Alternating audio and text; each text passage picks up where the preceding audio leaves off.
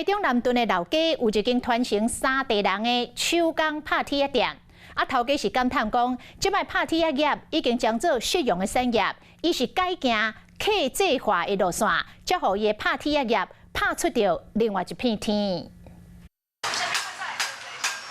轻轻锵锵共相心是拍铁店特色，这是一间传承3代、有80多年手工拍铁老店，嘛是南屯老街废弃阁留落来一间。这个较贵，我嘛要甲买，都是有好，这个物件有信用。